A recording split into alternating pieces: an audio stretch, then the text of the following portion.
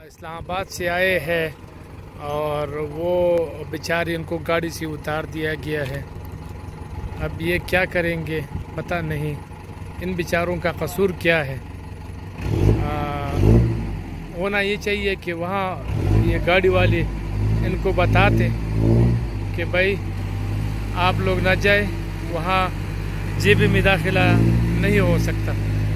तो इन लोगों को उतार दिया, किराया भी इनसे लिया। और इसी तरह बहुत सारे गाड़ियों वाला आते हैं और उनको भी यही मसला होता है। तो मेरी गुजारिश है वफाकी हुकूमत से भी और सूबाई हुकूमत से भी कि वो अपने शहरियों को इस तरह ना छोड़े। अगर पाबंदी है तो फिर तो सबके लिए एक जैसा होना चाहिए। अगर गिलगित बल्तिस्तान के लोग आगे केपी में और पंजाब में दाखिल हो सकते हैं तो पंजाब और केपी के लोग क्यों ना गिलगित बल्तिस्तान में दाखिल नहीं हो सकते। कोरोना तो वहाँ भी है, यहाँ भी है, सबके लिए एक जैसा है।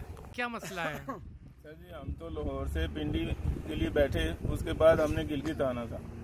तो इनके अड्डे पे आए हैं, इन्होंने हमको कुछ नहीं बताया कि आगे कोई मुश्किल होगी कि नहीं होगी। सिर्फ टिकट के पैसे लिए और बस आने तो मुश्किल नहीं है, जाने दे।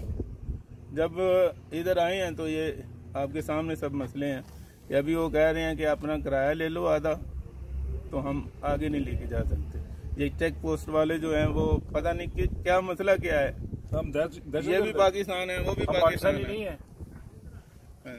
ठीक, मैं थोड़ा सा वाज़ेह कर दूं कि यहाँ रात के तकरीबन 11:15 बज रहे हैं और काफ़ी ये लोग आए हुए हैं। बहुत सारे लोग आते हैं केपी से, पंजाब से। होना तो ये चाहिए कि उनको वहाँ रोके, बिशाम पे रोके, पिंडी पे रोके कि भाई अगर आपने वहाँ जाना है तो आप गिलगित बल्तिस्तान में दाखिल नहीं हो सकते। तो फिर तो सही था, लेकिन यही सूरत हाल है। काफ़ी केपी, पंजाब, सिंध, बलूचिस्तान से लोग आते हैं और वहाँ से मतलब यहाँ जब पहुँच जाते हैं 300-200 किलोमीटर, 250 किलोमीटर का रास्ता तय करके, 400-450 किलोमीटर का रास्ता तय करके फिर यहाँ पर उनको कहा जाता है कि आप वापस जाए। तो ये कहाँ का इंसाफ है? थोड़ा सा वफाकी हुकूमत को देखना चाहिए इस चीज़ को। हाँ बिल्कुल यार, तकरीबन 5 बजे दिल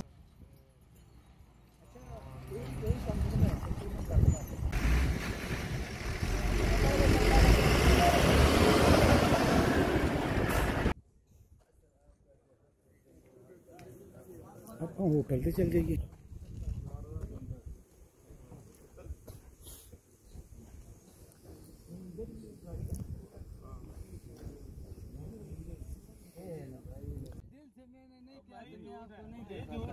झूठ है।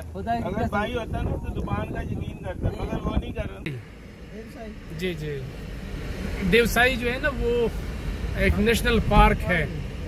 हाँ जी,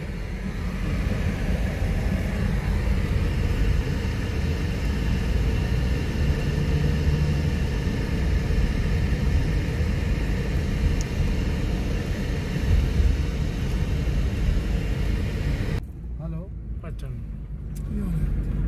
खा लो मंगवा लो मैं